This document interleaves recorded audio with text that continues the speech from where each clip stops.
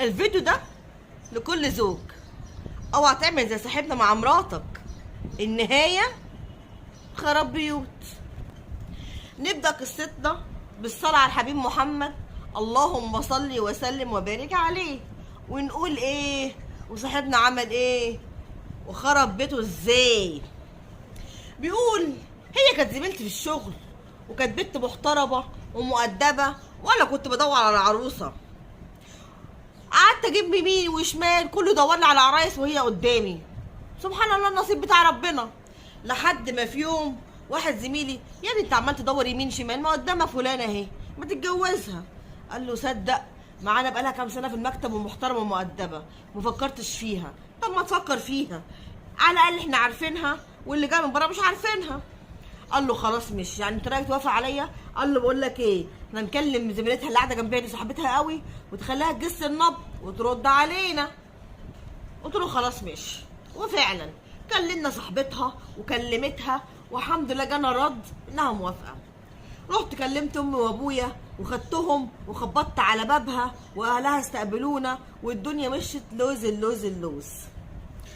انا وهي مرتباتنا كويسه، ساعدنا بعض الحمد لله لحد ما اتجوزنا. بس انا قلت لها بعد الجواز مفيش شغل. قالت لي ليه؟ انا طول عمري بشتغل وهساعدك وايدي بايدك والدنيا تمشي. ودي غلطتي ان انا عملت كده على فكره، عشان تبقوا عارفين، مش عشان فلوس. اسمعوا في الاخر وتعرفوا انا غلطت ليه.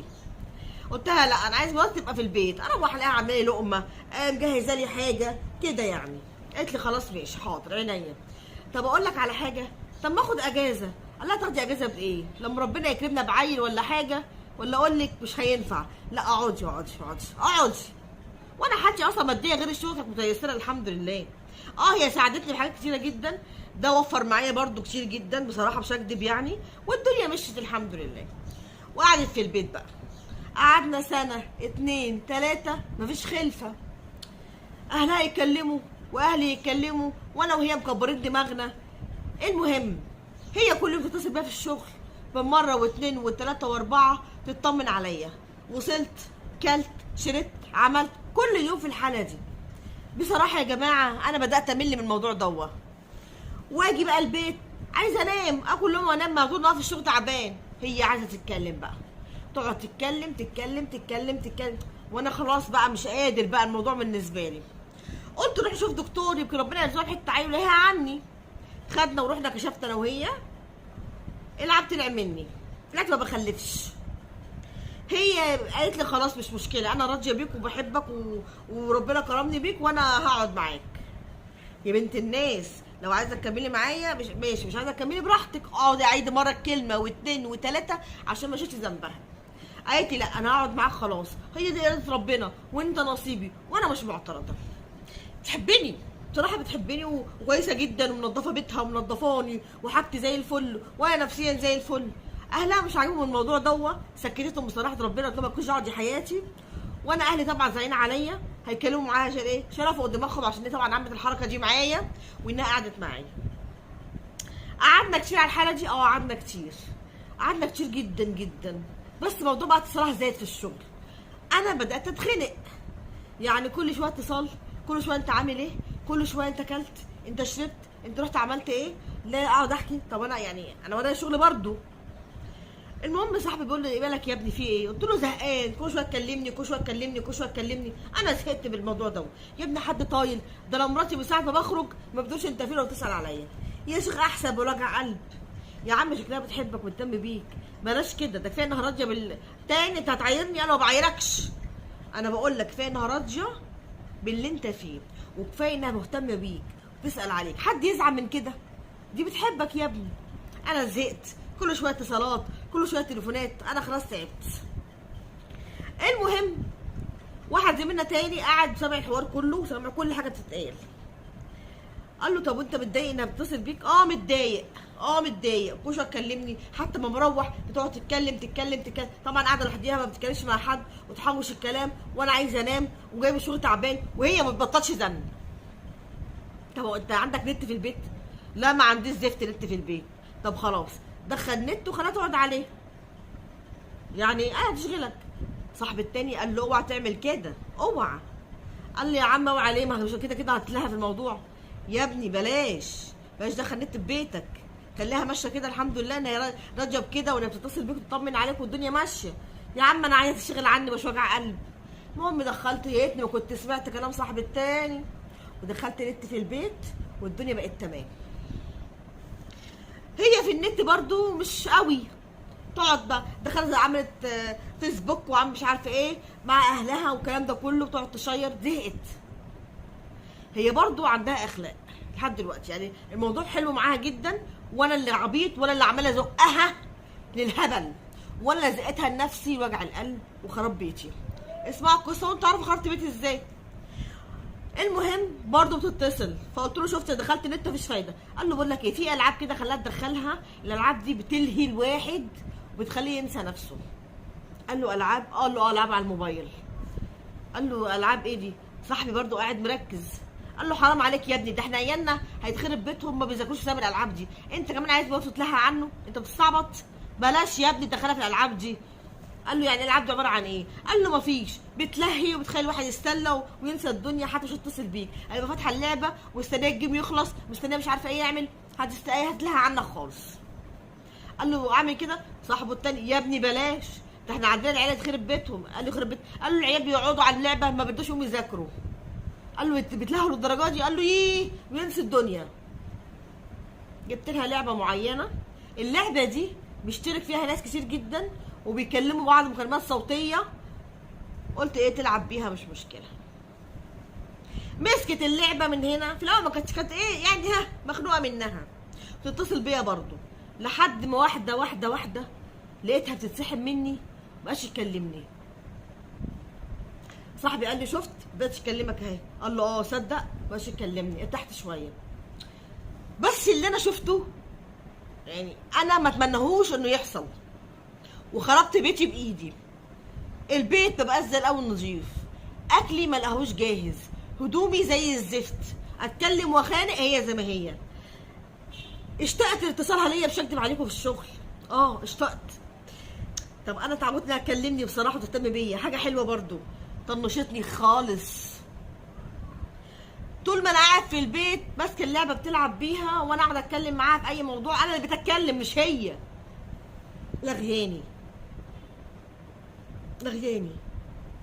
قلت لها هقفلك اللعبه دي على فكره، انت اللي جبتها لي وانت قلت لي سلى عليها، فانا بتسلى عليها. عايز ايه دلوقتي انت؟ قال لها انت اهملت في بيتك واهملت فيا وانت تكلميني. طب ماشي حاضر ابقى اكلمك حاضر. بقت تكلمني مره في الشغل كل فين وفين، اجي الاقي البيت متروق كده لوش ان كان، والاكل اي حاجه دلوقتي برضو يعني كلامي اتعدل شويه. الموضوع زاد لان هي ما بقاش تقعد على اللعبه، بقت تكون بتكلم حد. اقول ايه الحكايه؟ اللعبه كان لها صوت وطيش وطاش ومش عارفه ايه، دلوقتي مفيش صاش وطاش، لكن في هي ده بتتحرك على التليفون. ايه الموضوع؟ تكون بتكلم حد؟ لا ما اظنش، مراتي مش كده، مراتي كويسه وبتحبني وريت تعيش معايا وانا بحالتي دي بقول هتكلم حد؟ اكلم مين؟ اقول لمين؟ طبعا ما قلتش صاحبي اللي دخل النت، صاحبي التاني خد باله ان انا سرحانه على طول، فبيقول لي هو في ايه؟ قلت له ما اعرفش، مراتي اتغيرت خالص. قال له اكيد بخصوص اللعبه اللي قلت لها عليها، انا قلت لك بلاش تدخلها. لا لعبه ايه؟ حاسه بتكلم حد. يا عم ما تقولش كده، احنا عارفينها كلنا انسانه محترمه ورضي بيك ما بتزعلش مني وعاشت معاك معناها بتحبك. لا لا لا لا، في حاجه خلت مراتي تشغل عني من اللعبه، وده اللي حصل من اللعبه، وده اللي عملته انا اللي جبته بايدي. المهم قلت اكدب نفسي، يا واد بلاش سوء الظن وبلاش توصل للموضوع ده، عشان انت كده هتشك في مراتك. بعدت عني كتير قوي، مبقاش عايز تقعد معايا، مبقاش مهتمه بيا، على طول ماسكه التليفون.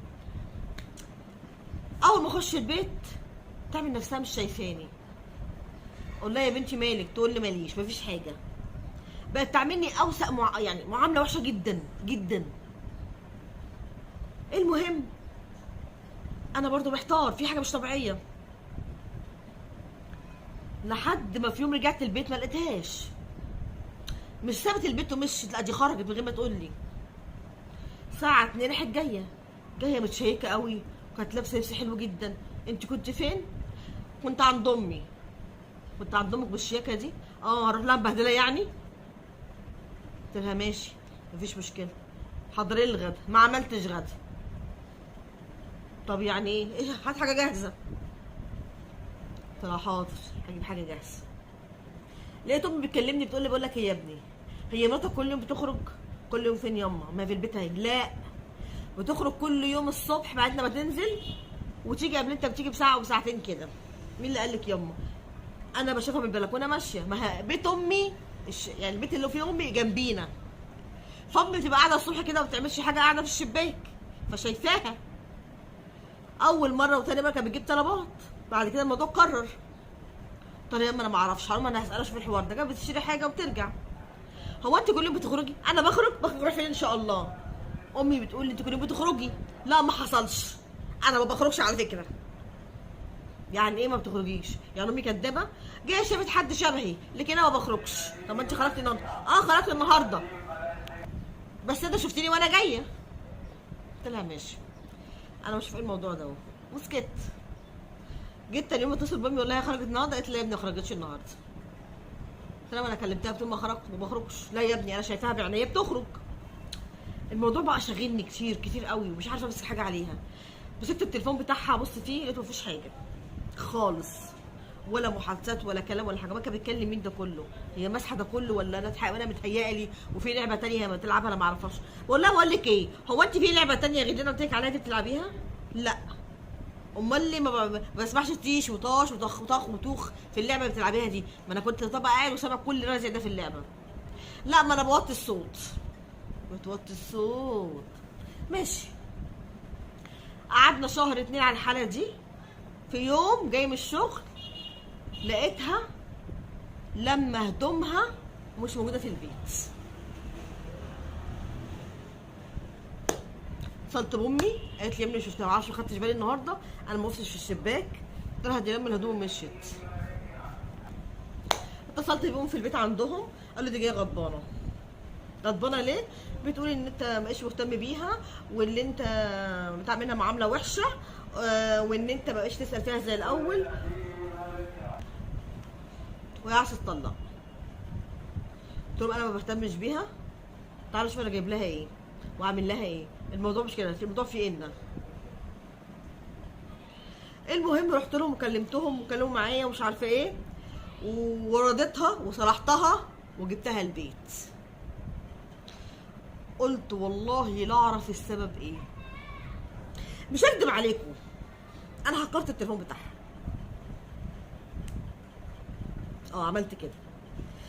عملت كده لان انا في حاجه عايزه اتاكد منها، مش عايزه اتكلم لكن ظلمتها. لقيت الهانم بتكلم حد فعلا بجد.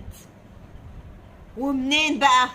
من على اللعبه اياها اللي انا قلت لها خشي فيها والعبي عليها واعملي عليها. يعني انا جبت خراب بيتي بايدي، قدمت خراب بيتي على صينيه من فضه لمراتي، خدي يا مراتي مش عارفه ايه. البيب شاغلها وبيكلمها ويقول لها نفسك تجيبي عيال، انا عايزه اتجوزك، انا بحبك، انا مهتم بيكي، وبيسمعها بتتكلم معاه. طبعا انا ما كنتش بسمع ليها، انا كنت مخنوق من اللي كلامها، كنت تعبان. مراتي اللي بتحبني وقبلت تعيش معايا على الوضع اللي انا فيه بسبب اللعبه دي، وبسبب انها عرفت حد تاني واهتم بيها عشان انا مش مهتم وانا مكبر دماغي وزهقت من كل اتصالاتها وزهقت من كل قطه ليها في اللعبه. اتاريني بخرب بيتي بايدي، وفعلا خربت بيتي بايدي. خدت سكرين شوت لكل الكلام ده كله وطلعت على ابوها، ما كانتش معاها. فر فر فر فر فر فر فر. الراجل بقى مصدوم، اتصل بيها قال لها تعالي لي. راحت له لقيت لي قاعده معاه. ايه ده؟ هو انت هنا ما قلتليش؟ ابا قال له اقعدي. لا اقعدي. هو انت ايه موضوعك؟ موضوع ايه بابا؟ انا في ايه موضوعي؟ طب ماشي. جوزك بيقول ان انت بتكلمي حد عليه. انا؟ انت بتهدني بشرفي؟ انت بتجيبها فيا؟ مش كفايه ان قعدت معاك وانت كده؟ قعد ادي هنا في الكلام. قال لها اسكتي ما اسمعش صوتك، بصي بنفسك. طبعا كل اللي هي عاملاه عندي على الموبايل وسكرين شوت ونقلته لابوها وابوها وراه لها. اتصدمت.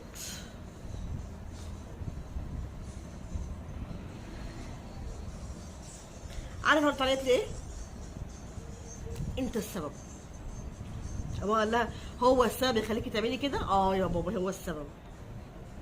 لما كنت بهتم بيه، لما كنت بتصل بيه كان بيزهق، كان بيجي قاعد اتكلم معاه ما بيسمعنيش، قاعده لوحدي وبطولي، حبيته وقلت اقعد معاه عشان بحبه، عشان هو راجل كويس ومحترم وانا كمان شارياه وعايزاه. عمل فيا ايه؟ دخلي نت وجاب لي لعبه اتلهيت فيها، لقيت اللي يسمعني في اللعبه دي، لقيت اللي بيحسسني ان انا واحده موجوده وعايشه وعايز يتجوزني على فكره، وانا هتطلق منه وهتجوز. وراح ابوها طبعا قام وراح طاخ على وشها. امها جت صرخت، خدتها من ايديه، حقك عليا يا ابني، مش حقك عليا يا ابني. قال لي يا حاج زي ما دخلنا مخروج نخرج من معروف. طب اسمع يا ابني، مش اسمع يا ابني. قال له خلاص بنتك مالهاش تعيش معايا. وفعلا طلقت واتنزلت، ما خدتش قشايه، ما خدتش قشايه من اللي هي جايباها. مش مسألة قشايه غير قشايه، القشايه ده خربت بيتي بايدي. واحده رضت باللي انا فيه وكانت بتحبني تهتم بيا، انا الاهتمام ما عجبنيش، الاتصالات كتيره ما عجبتنيش، تيجي تروح اقعد اتكلم معاها ما بتكلمش معاها، لقيت اللي يسمعها. وانا جبت لها خراب بايدي، خراب بيتي بايدي لحد عندها. قلت لها اتفضلي خدي واخربي بيتنا بايه، اخربي بيتنا زي ما انت عايزه. يعني انا اللي خربت بيتي بايدي بلعبه جبتها لها، واهمالي ليها ان انا ما بسمعهاش. ايه المشكله لو كنت سمعت لها؟ كانت بتهتم بيا. اتضايقت من مكالماتها، اتضايقت ما تتصل بيا كل شويه، اتخنقت من اللي هي بتعمله، وفي الاخر انا اللي خسرت. طلقتها مشيت بقى، ما اعرفش اللي حصل معاها، اتجوزت ما اتجوزتش ما اعرفش، مش عايزه اعرف. كل يجيب لي عنها خبر اقول لهم ما حدش يجيب لي سيرتها، ما حدش يجيب لي سيرتها خالص، ولا عايزه اعرف اي حاجه. انا عارفه الغلطه غلطتي، انا ما سمعتلهاش ما كلمتش. طب ما انا في الشغل عماله الغي طول النهار واتكلم مع زميلي ده ما اتكلم معاها هي واحكي لها اللي حصل معايا، ايه المشكله؟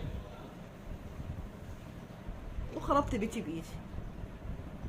الواحده كانت بتحبني فعلا وكانت عايزاني وشرياني، تسال عليا، تطمن عليا، حاجه نظيفه، اكل نظيف، استحملتني بالظروف اللي انا فيها ان انا ما بخلفش، ورغم كده برضو اتنكت واتنيلت وقلت زهقت واتخنقت من اتصالاتها وزهقت من كلامها، بترغي كتير، بتعمل كتير، بتسوي كتير، وفي الاخر خربت بيتي بايدي.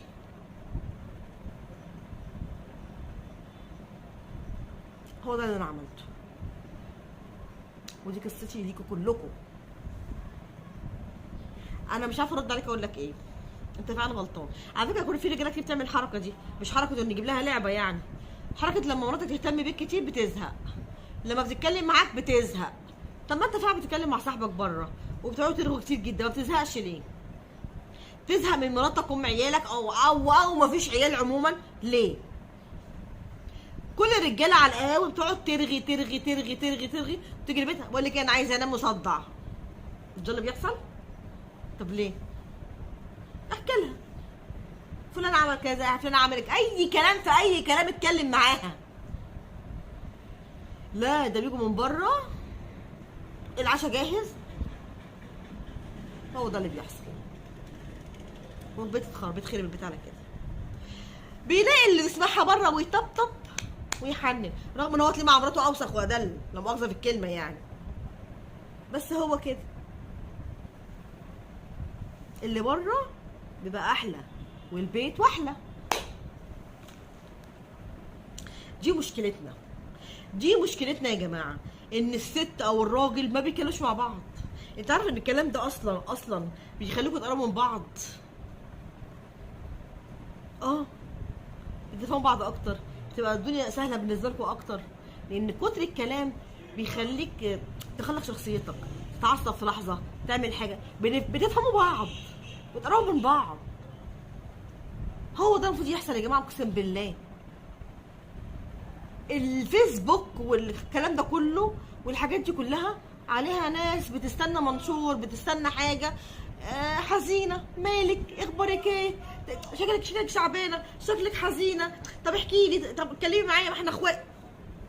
مش ده اللي بيحصل؟ ده اللي بيحصل.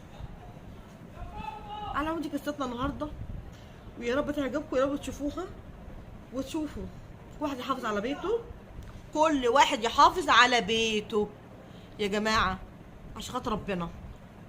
شياطين الانس هيغلبوا شياطين الجن. السلام عليكم.